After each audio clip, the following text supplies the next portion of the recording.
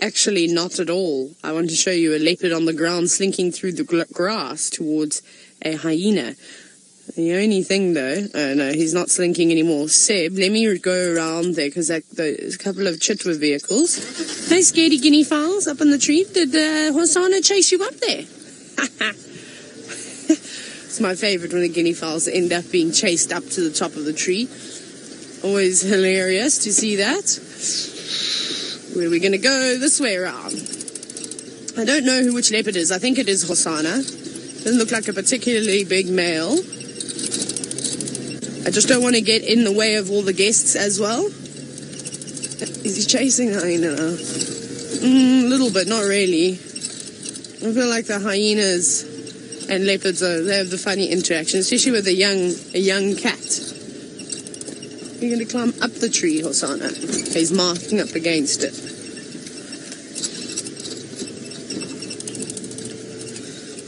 There we go. That's very pretty.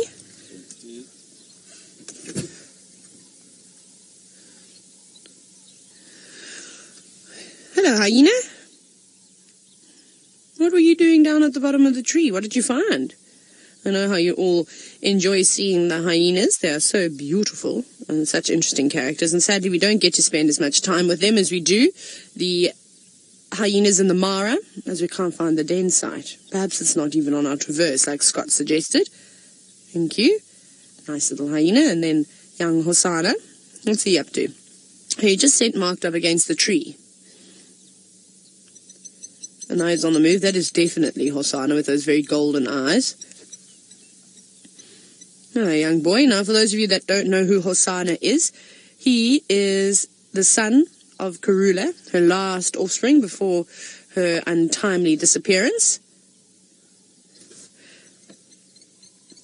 And he's successfully been able to go off on his own, which is quite spectacular, in fact.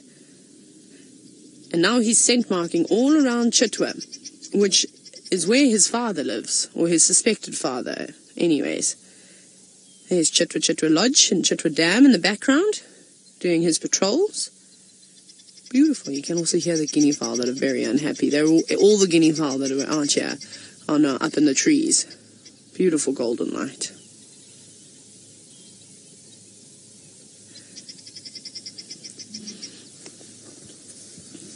Very, very nice. What a great way to start the morning.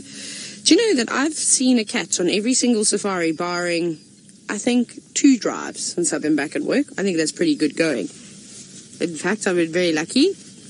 Like I said, a seriously warm welcome back into the Sabi Sand. Hello. This is not a cat, everybody. This is a dog. Our pet dog. The way that he behaves. Now, he has grown up around lodges and he's seen us walking on foot many, many times. So he has got a different personality to most leopards, which is normally wary of us. And he's got a very playful behavior too, and sort of fitting as his body grows. Every now and then you'll see his legs are longer than his body, or his head looks too big. And that's going to constantly keep happening until he's fully grown, which he's still got a few more years of that to do. But he's got a very dorky look to him too. Just everything that he does, he always looks like he's going to fall over his own feet, which is quite funny. He's not, because he's an incredible leopard. I mean, he's proven it time and time and time again. There we go. Can you imagine sipping on your cappuccino here from the lodge, eating a home-baked rusk, which is a twice-baked biscuit, watching the leopard roll around in the grass? Pretty amazing. Amazing? Tom, you said that Hosana is such a goofball. That's exactly what he is. He is indeed a goofball. He's our goofball, though, and we love watching him, and we're allowed to make fun of him every now and then. But, of course, we're not being ugly to him. Yes, big boy. Now, there might be some dung, so probably some bird feces, in fact, maybe from the black-snouted lapwings or the kittlets plovers. There's been a couple of them around, and well, any other birds, really, that have defecated there, perhaps even the Egyptian geese. And cats are known, and even dogs, to roll in the scent of other animals. They love doing it, in fact. I remember when we lived on a farm, I remember my mom lived on a game reserve for a little bit.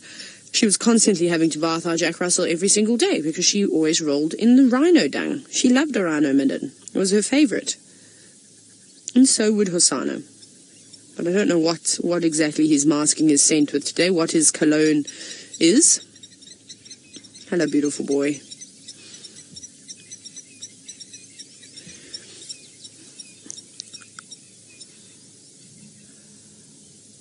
Lacey, wondering if a male leopard would kill his own cub. You've said you know that they don't help raise them, but then how do they know which cub is theirs? Well, I suppose he's got a territory, and he knows the females, the adult females that are within his territory. And I'm pretty sure from all the sightings that we've had, or at least since I've been here, it's been pretty amazing to see the interaction between Tingana and Shadow and her little one, and Tingana and Karula and Shongile and Hosana, and I can just go on and on and on. So I think if he traversed out of his territory, or perhaps found a new female that he didn't know, then he might kill his cub. Otherwise, no, there's no reason for him to take on his own offspring. However, again, misplaced aggression. It's a real thing, and you know, something could happen. Say if Tingana was feeding on a kill, and for some reason Shadow came in and they all decided they're now feeding on the kill, which again is not too much to ask because that happens often, and say some hyenas came in. What happens if Tingana tried to chase the hyenas away and then came back and was just so upset and so angry, and that little cub got in the way? Maybe.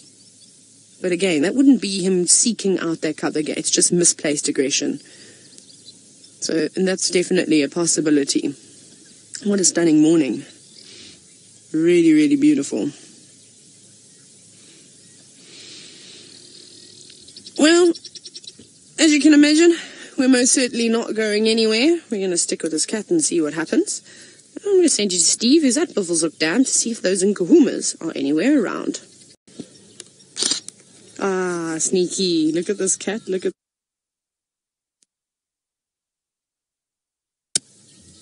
Sorry, everybody. Are we in slow-mo still? No, we're out of it. So we were filming some amazing slow-mo shots, as you can imagine, as he was poised up on here. Isn't that beautiful? The way that he's sitting up on that log. And the golden light, it was pretty spectacular, in fact. A perfect photographic opportunity. Well, for you guys, not for me anymore. I can't believe he went and sat on this. He is such a poser. You know who he's taking after? He's taking after Quarantine. You are still in slow-mo. Hey, Seb? Yeah, you are. Everybody, you are still in slow-mo. Let's just enjoy this, though, because it's quite beautiful. In case you're wondering what's wrong with your screen. Sometimes it is quite nice. Don't you think that's cool? The way he's sort of slinking.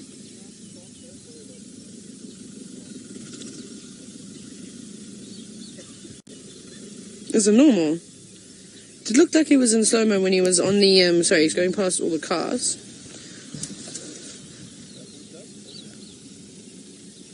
Are you sure? There he is. Sorry, maybe we're not in slow-mo anymore. No, I think we're fine. We're fine. Look at that, going through the grass. Also still looking around to see if there's anything here, but there isn't. There actually isn't any herds of impala about. I reckon somebody has given his presence away a long time ago, whether it was the guinea fowl. Pretty much every single guinea fowl was up on a tree. There could have been vervet monkeys or baboons around as well, and they could have quite easily been alarming right through the night. That's something I'll never forget while I was down guiding in the southern Sabi Sands. Often at Bush Lodge at Sabi. In the middle of the night, you would hear the baboons going ballistic because they'd sit up in all the fig trees that were lining the Msutlu River, or it was a dry riverbed. Only when it poured with rain did it come through. And it was so cool to hear it. And you knew that little bush, or perhaps Warthog Wallow when she was still around, was moving through and disturbing all of those baboons that were resting up in the trees. It was always quite funny. And then the birds would start making a noise too. It was so cool. So, Hosana, knowing you, going through the lodge, you'd probably be doing something like that too. Now, Right, where's he going? What's going to be our best way around? I'm trying to also not get in the way of any of the other safari cars, as you can imagine. I think there's a lot of photographic guests out because there's cameras out here that make my lens look like a miniature one. Anna Marie said that Hosana looks lovely as he moves through the grass with all that golden light. Yeah, he is. He's a stunning cat, though. I think we're very lucky. We've got very pretty leopards, don't you think? Hosana's beautiful. Tumba's gorgeous with those blue eyes. I'm a sucker for blue eyes. And on leopards. And what else? Who else is so stunning? Oh, wherever Shongile may be, she was an amazing cat as well. Beautiful. I think Termite Mountain. Please, Hosana, Termite Mountain is your next, has to be your next position. I'm trying to help get a spot for Seb now. I want to let the guests also, of course, we don't need to get too close to him because, see that side? Oh no, here he is. Hosana, don't you dare. He's going the other side, Seb. Oh, no. Wait, maybe we're trying to figure out. I'm going to keep the car going. No. He is. He's going to go the other side. Shall we go around? I think so. Let's quickly zip around. Ooh, lapwings coming on in to chase him away. They're unhappy with him. Ooh, there's an impala. But, listen, birds going crazy. Impala knows something's wrong.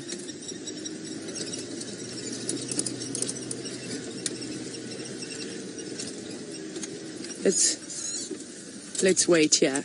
Joy, you're wondering if Hosana's trying to establish a territory, I suppose against Hukumuri. Perhaps. I don't know if Hukumuri comes on to Chitwa. Oui. Sorry about that, everyone. Yeah, so I'm not sure, absolutely not sure if that's the case. I know that the dominant male leopard that's still on Chitwa is Tingana. No, Hosana, don't you sit there, come around. So Tingana's still around here, and I'm sure still actively marking. And Hosana is being a bit cheeky. He's lucky he hasn't been chased away just yet. He's very, very lucky, in fact. No, the head pops up and a yawn every now and then. Hopefully that means he's still going to be on the go. Come on, boy. If you could just rest your chin on that little part of the termite mound, that would be amazing. The light is still gorgeous at the moment. But there were a small group of bachelor impalas lurking about. However, I cannot tell you the amount of birds. When you try and just count them, we've got red-billed hornbills, we've got yellow-billed hornbills, we've got fork-tailed drongos, we've got Cape Lossie starlings, we've got blacksmith lapwings, and they were all alarming to the fact that Hosana is here, and everybody will understand what that means. But he didn't look like he was really going on the hunt, did he? He was more interested in marking up his territory and modelling for everybody this morning. He's a bit of a show-off, he's a bit of a modeler.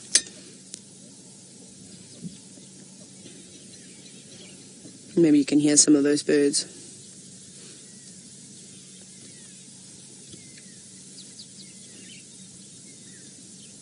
And Toby, you actually agreeing with me, saying that Hosana is just posing. And every opportunity he gets, he loves it though. He can't help himself. He really cannot help himself. All I know is that I'm very excited to do some photo editing today, because I got some really cool shots of him on that log, and I hope that you also got some cool screenshots of him too. Remember to share them or add them to your Hosana gallery. It'll be quite cool. You know what we should start doing? Maybe for his 3rd birthday, which is next year, February. Or even, I suppose, for Christmas. I don't know, maybe we make a Christmas card.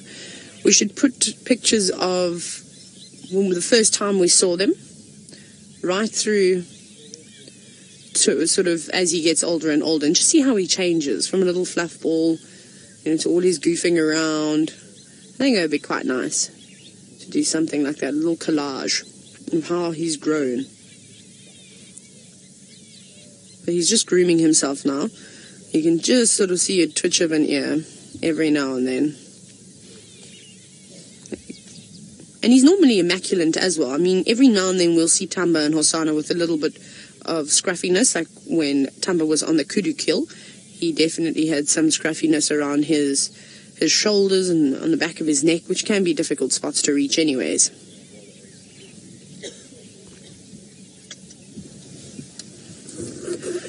Ravinda, you've asked me a question that unfortunately none of us are going to be able to answer, and that is, are there any warthogs underneath that ground? I have no idea. From here, I can't tell you. I can't see if the burrow that is there is active.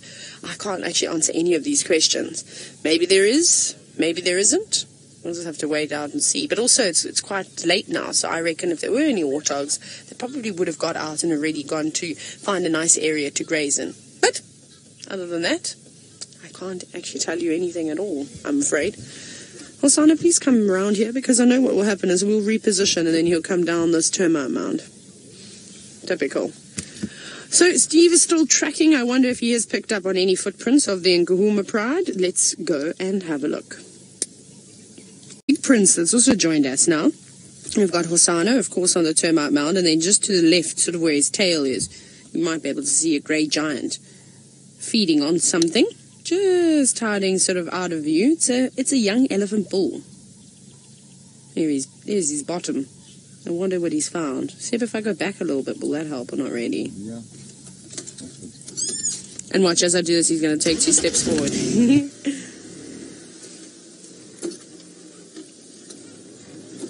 There we go. Ta-da! Magic. Very nice to have 2 animals in the same picture, don't you think? I think it's quite stunning, in fact. Now, Hosana is not too bothered by this elephant. This elephant also does not know that Hosana is here. We did at one point wonder if the elephant knew, because he came charging down, but now he's stopped at the Marulas, so perhaps he just got the scent. You know how when we start driving around close to camp, sort of at the time that the safari is going to finish, and we smell bacon and all sorts of other things being cooked, and that scent is lingering in the air. The Hosana's just repositioning now. That's a little bit better for us. Now we can sort of see his face. Hey, big boy, you're not scared of elephants, are you? You better be careful of them, though. Who wouldn't want to get on the bad side of an elephant? He's still looking around. He's in such good condition, Hosana. He's been doing a really good job at constantly just catching meals and staying nice and fit. I've yet to see him all thin. Looking so lovely. And hopefully, by this evening, he'll catch himself something else to eat as well. I mean, that would be ideal. Something like an impala. Sure, I just heard a strange noise, but I think it may have been some Egyptian geese flying quite low and the wind whistling through their feathers. That's actually what it could have been. But yes, it is a very stunning scene, this, and it's not every day that you get to see interactions between the big cats and, well, bigger herbivores.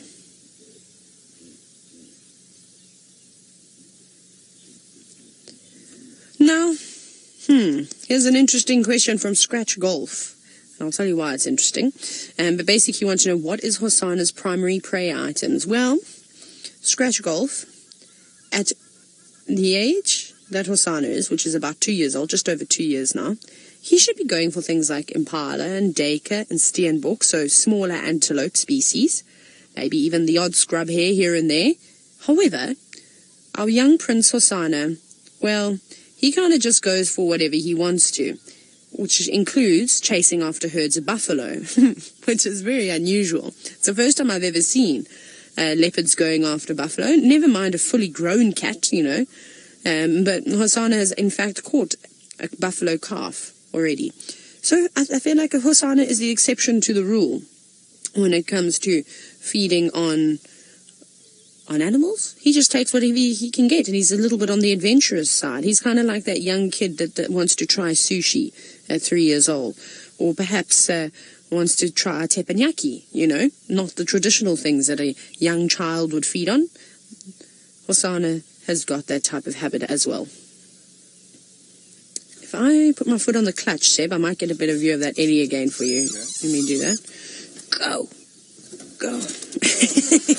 Trying to do the shake to roll forward, not working. It may have been too much. Oh. Yeah, a little bit better. No, I think I went forward too much. Seb and I were desperately trying to do the roll, so we can pretend that we have an electric car that doesn't make a sound at all. But that didn't work. I'm so sorry, Faith. Please, can I have that question again? I had the engine rumbling through my earpiece and I didn't quite hear you.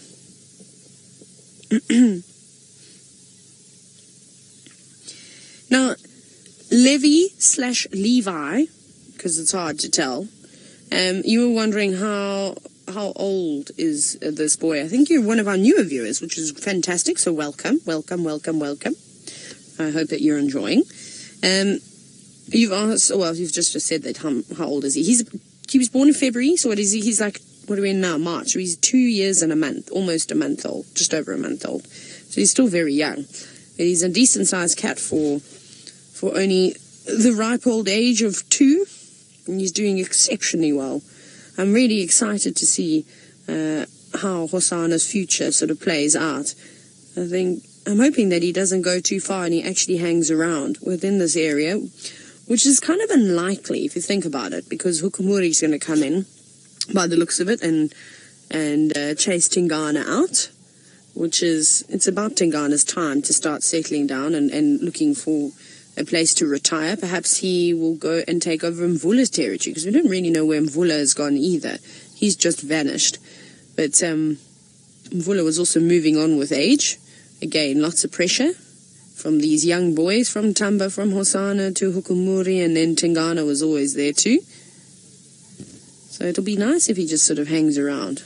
Maybe he does. Maybe he gets to have Chitwa all to himself, because quarantine doesn't come onto this section. There potentially could be a spot. Right, before we lose the beautiful visuals with Steve, let's go see the Nkuhumas having a drink. Yep, he is indeed still snoozing, so we're probably not going to stay here for too much longer. We will carry on with our morning and see what else we can find. It is starting to warm up quite nicely. As I say that, I should probably take some winter clothing items off, like the scarf. That was very unnecessary. Well, it's unnecessary now. And you can see he's just trying to get a nice comfortable position. He'll eventually move. He'll eventually go and find a better shady spot, because, well, that sort of ridge of the termite mound is not going to conceal the sun from him forever as it gets higher and higher into the sky. Maybe he will go up one of the marulas. Oh, there's lots of sausage trees around here. There's jackalberries. There's actually plenty of trees that cast a nice shadow for him to lay underneath, although I don't know if I'd be wanting to lay underneath a marula tree at this time of the year, with all the elephants that often come down to Chitwa Dam. And that's what we're waiting for at the moment, is we're just waiting to see if there are any big herds of ellies on their way down for a morning drink. Yesterday we were spoiled. We just had herd after herd after herd. It's like they let open the floodgates of elephants, and they all came down and had a drink. This time we've got a leopard on the termite mound right by the dam, which is quite cool too. Chitwa is a very, very, very productive piece of property. There's that other elephant picking up the marulas, just as we were talking about him.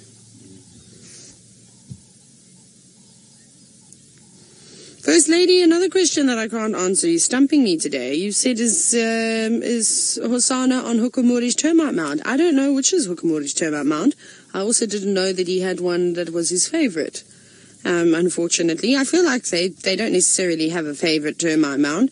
They just use them as vantage points, except Hosana, I suppose Hosana's using it like a bit of both today. He's using it as a vantage point because he can scan all the way around, and then he can also, well, have a little snooze and get a bit of shade. That's what he's using it for mainly, although he seems to be staring at something in the far distance.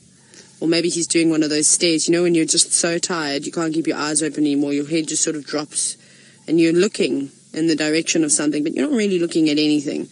That could also be the case. Although those ears don't seem to be too pricked. I mean, they're facing in that direction. Maybe he's listening. Maybe the herd of elephants is on their way down. Maybe there's branches breaking. But of course, it's all the unknown for us, and he's got much, much better hearing and eyesight than we can. So he would pick up on these subtle signs way before we do.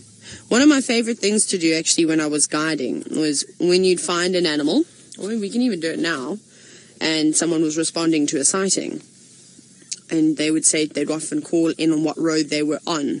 So you'd have an idea on how long it would sort of take that other guy to get into the sighting. And you'd wait for the lion or the leopard to twitch its ear, and then you knew, or sit up and look, and you knew that there was a car coming. And sometimes you'd sit there quietly, tell your guests, can you hear anything? Not hearing a rumbling of an engine, a vehicle driving over a stick or crashing through leaves, nothing, absolutely nothing. And then 3 or 4 minutes later, a vehicle arrives. It was pretty spectacular. And to sort of see how far away or how much time before you that the cats could pick up on a vehicle approaching. Or actually, maybe not even wasn't the vehicle. Perhaps it would be like the guests talking in the cars, and that's what they were intrigued by. You beautiful boy, you. Please tell us what your plans are, Hosana. Let us know.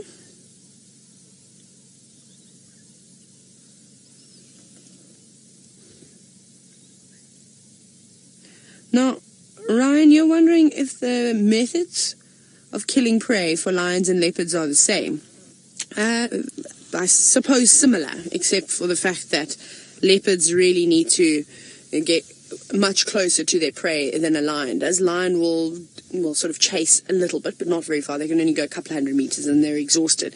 The other thing is that you don't see lions racing up the trunk of a tree and bouncing from branch to branch, especially if you're a young leopard and you're going after something like a monkey or a squirrel. You won't see a lion doing that, but leopards are able to do that, so that's where it slightly varies. However, cats pretty much have the same method.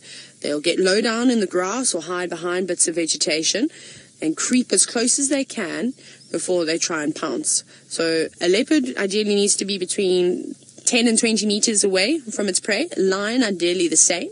However, like I said, they can be maybe 30 or 40 meters away, and they'll race. And because lions hunt in a pride, of course, there's another difference.